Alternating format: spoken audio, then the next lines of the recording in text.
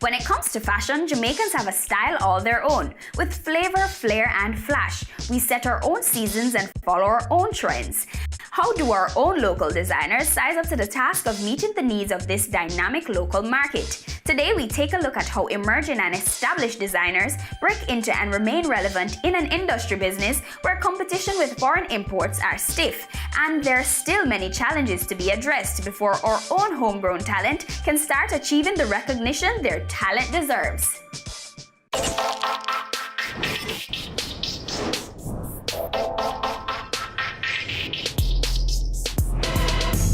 The chaos of creativity meets the stricture of structure on Business Access TV's CAMEO. Kurt Campbell was propelled into the fashion spotlight after winning Mission Catwalk.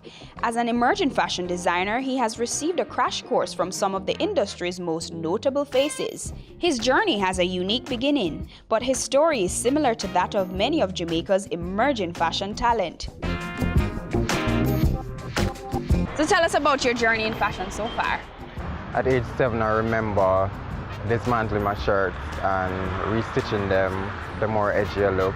I can also remember my mother. She was this nice, trendy, sophisticated woman, dressing up for work every day, dressing up for church.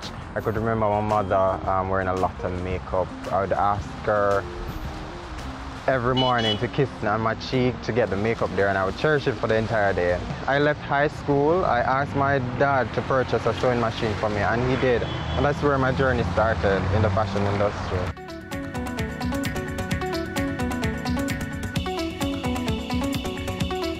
Hey, my name is Kurt Campbell. I'm from Jamaica. Kurt, congratulations. You are the clear winner. You won Mission Catwalk in 2014. How was the overall experience? Winning Mission Catwalk 2014, it was breathtaking. Up to now, I can't come to terms with my victory on winning Mission Catwalk. But it was a good experience. I've gained a lot of stuff, as in it has helped me to build my sewing techniques. It has molded me. Kurt, congratulations. You are the season 4 winner of Mission Catwalk. I am so happy. Mission Catwalk has transformed my life. I'm pleased. And I'm going to take this opportunity, I'm going to take Mission Catwalk to the next level. Coming into the fashion industry, did you have a plan as to how you're going to become successful? I had a 9-to-5, and it's late last year when I won Mission Catwalk, I decided to resign my 9-to-5 and focus on my career, because this is what I want and this is what I'm going to do. Do you have an overall growth strategy? My overall growth strategy in the fashion industry is paving a platform for young designers, being an example for young designers. I see myself in Europe, because that's where the money is. I see myself doing work with the big fashion houses. And after that, I might come back to Jamaica and open a store or open a factory. So what are some challenges that you have faced as an upcoming designer? To be honest, the market isn't there, and we don't have a particular organization per se to really push our fashion or young fashion designers here. For myself, it's me alone and nobody else. Winning Mission Catwalk was the best thing ever happened, because doing fashion shows, that's just it. After the fashion show, what happened? Nothing. And in Jamaica, as young fashion designers, I don't think the market is there. Clients or Jamaicans supporting our brand and is willing to pay for our work. I'm like alone in this thing. Nobody called me to say, okay then, what is the next move? Where are you heading? What are you doing now? Kenya Linton George, she's been there, but she has her career also to focus on.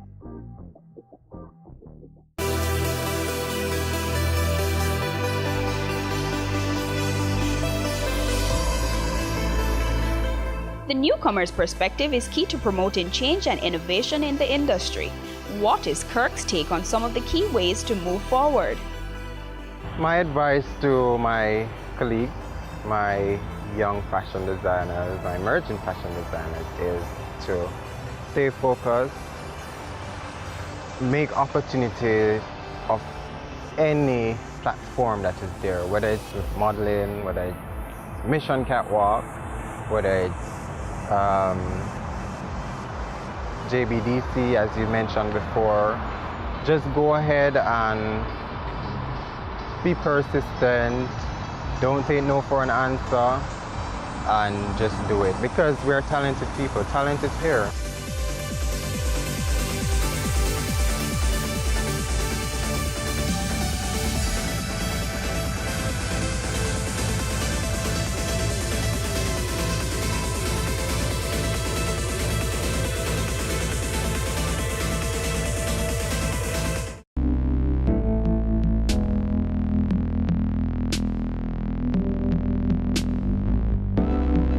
Offering garment and apparel infrastructure at the national level is the JBDC.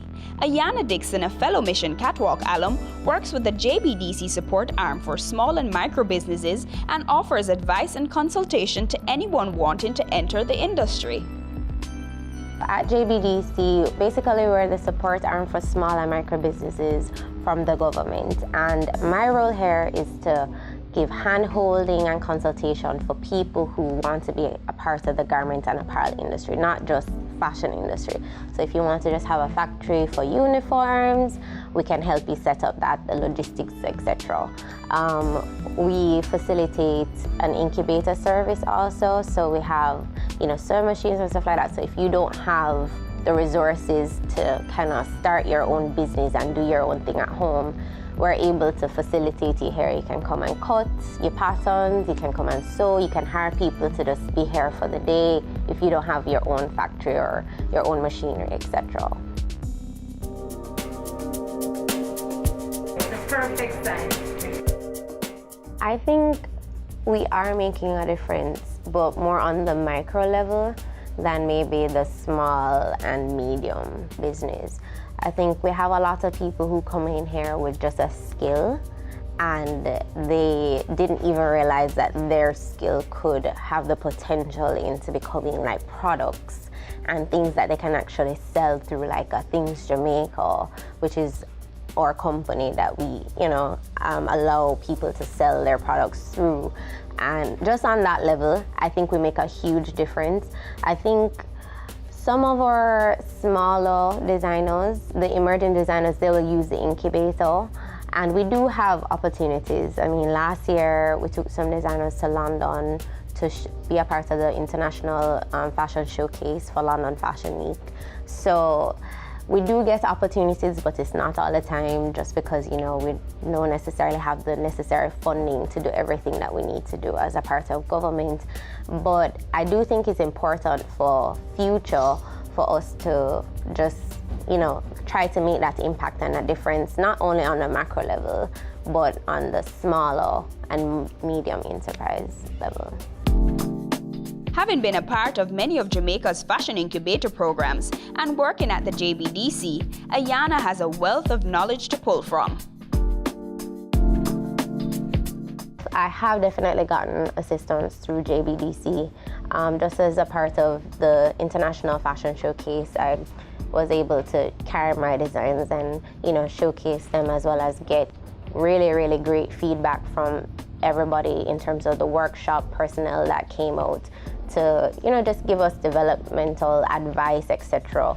So that was awesome for me in terms of JBDC. I'm a Branson entrepreneur, so I've gotten business advice from the Branson team, and I'm actually supposed to be getting a mentor shortly for that, so I'm really excited about that. And Kerry from the Collection Mode and Kerry Man Woman Home, She's been very helpful with advice and just kind of keeping me on track, because there will be lots of times when I'm just like, well, it's a local fashion industry. It's not, it's not New York or anything. And she's like, no, you have to keep the vision. Like, we don't want it to just stay local. We want to bring brand Jamaica to the world, not just the Caribbean, and we want to be of a certain standard. So, sometimes you get discouraged or so, well, you always need people who understand what the real industry is about. And people like Carrie and Clark and people like Michelle Coulson from Soho, they definitely know what fashion is about, and they're awesome in terms of like giving you any kind of advice or, just anything. Or you can just even watch what they're doing with their stores and stuff like that, just to be able to say, okay, well, this is what I need to be doing, or I need to be doing something like that.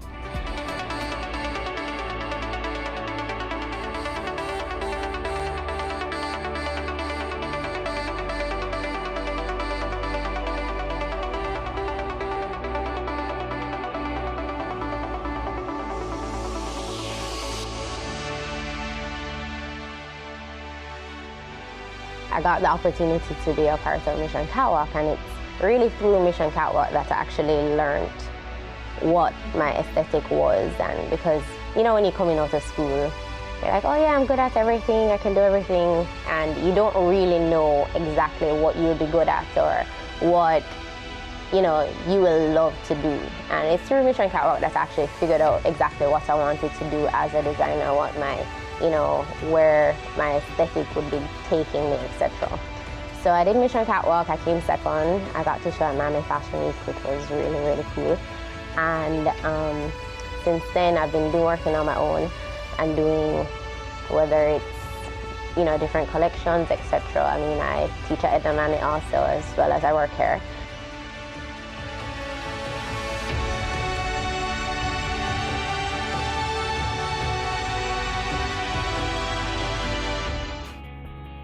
Even while the JBDC endeavors to smooth the path for individuals entering and existing within the industry, there are still hurdles to overcome for the industry to operate on a larger scale.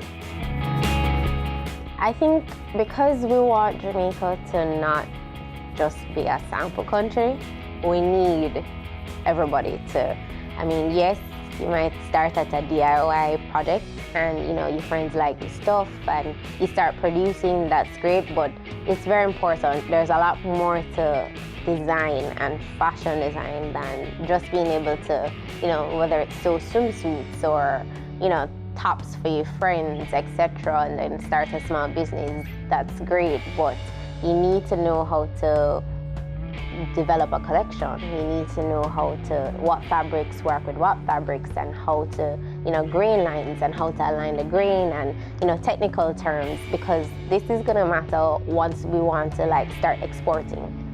Because, yes, the design looks great, oh my goodness, let me see that, and then you send it overseas and they're just like, the sewing is horrible, like this is not how you finish this kind of fabric, or, so you need to know these things.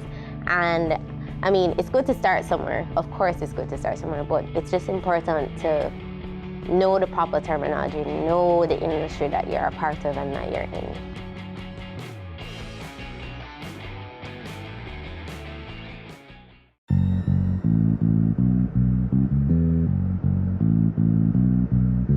Courtney Washington has had success all over the world, from workshops in Brooklyn to fashion showrooms in Manhattan and garment manufacturing in Ghana. Now in 2015, his brand, the Courtney Washington Store, is poised for expansion right here in Jamaica, with a new atelier space in downtown Kingston and a retail space on the way. Courtney Washington is paving the way for successful local fashion houses.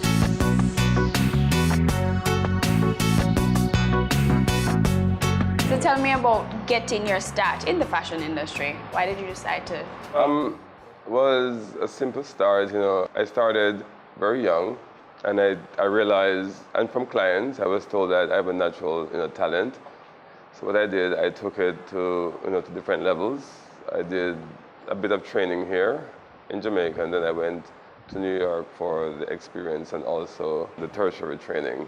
I went to Pratt Institute and also FIT. So tell me about opening your first atelier.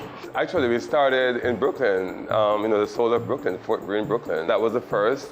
The first is still there on Fulton Street. And then in 2006 is when I did Manhattan on 38th Street, and that was the Mecca then. But then 2 years later, the economy crashed, and I had to make a decision to close because of the expenses and so on of running a 10,000 square feet showroom space. So I closed that, and after a bit of traveling throughout the different countries, I decided to come back home.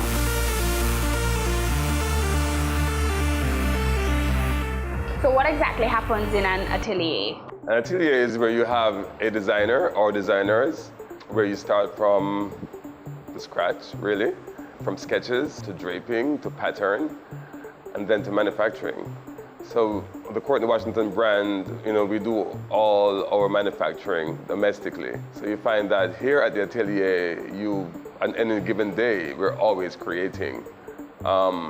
We're always expanding also on creations, because like now we're dealing with orders that were coming through, from different clients abroad, and because we're now in peak season, they order today and they want it, tomorrow. So we have to be like chop, chop, chop.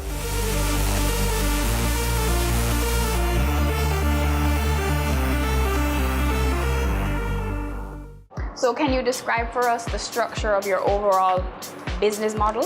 What we do here at the Courtney Washington Fashion House, it's from design, to marketing. We market the product after they are designed and sampled. They're sampled and then, photographed, and then, then we start our marketing. Our clients, they receive the, images, the product, and that's when the orders start, coming in. And as soon as we get the orders, maybe 8 out of 10 times, they're rushed to get to the client's retail stores. And that's when we have to start production immediately to start exporting. High manufacturing costs have been cited across the industry as one of the main inhibitors to growth and expansion for many local designers. For the past 4 years, Courtney has manufactured and supplied both local and international clients and continues to increase manufacturing despite the challenges. Outside of trade shows abroad, how do you remain relevant in your market, whether locally or abroad? Abroad, we have to stay on top of marketing. The few accounts that we're shipping to now, before we had over 400 in the boutiques that we supplied. I also supplied to Nordstrom. I also supplied to Dillard's department stores. When we go back out in August, we'll be able to attract those large accounts again. I know that manufacturing from Jamaica, I can make it happen because staff is here. As far as laborers, you can find it here. And what I do is training. So with my background, I'm able to train individuals as far as the finish that we do.